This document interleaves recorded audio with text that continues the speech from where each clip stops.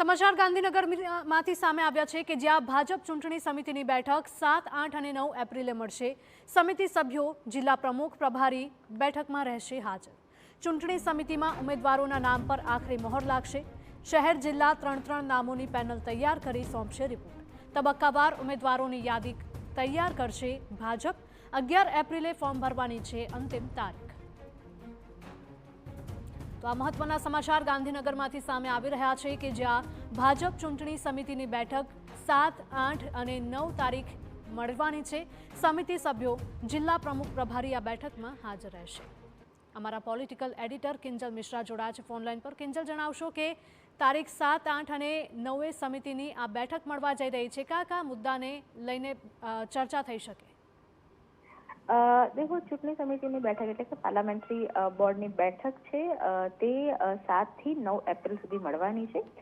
આ પાર્લામેન્ટરી બોર્ડની બેઠકમાં હિરાલા કોર્પોરેશન અને સ્થાનિક સ્વરાજમાં જે જિલ્લા પંચાયતો કે તાલુકા પંચાયતો છે તેને લઈ અને જે ઉમેદવારોના નામ છે તેની યાદી છે તે ફાઇનલ કરવામાં આવશે। આ વખતે થોડુંક ભાજપ દ્વારા સિસ્ટમ છે તે ચેન્જ કરવામાં આવી છે। હાલમાં જે ઝોન બેઠકો છે તે ચાલી રહી છે। ઝોન બેઠકો પૂર્ણ થયા બાદ પેનલ છે ઝોનમાં તૈયાર થઈ જશે ઝોન બેઠકમાં, અને પાર્લામેન્ટરી બોર્ડની અંદર આ જે નામો છે નામો પર ચર્ચા કરવામાં આવશે। કેમ કે જે નિયમો છે એ નિયમોને ગત વખતના જે નિયમો છે તેને એઝ ઇટ ઇઝ રાખવામાં આવ્યા છે। તેવા સંજોગોની અંદર યુવા પેઢી અને નવા જે કદાચ ચહેરાઓને વધારે પ્રોત્સાહન મળી શકે છે એ પ્રકારની જે આખી જે વ્યવસ્થા છે તે ગોઠવવામાં આવી છે।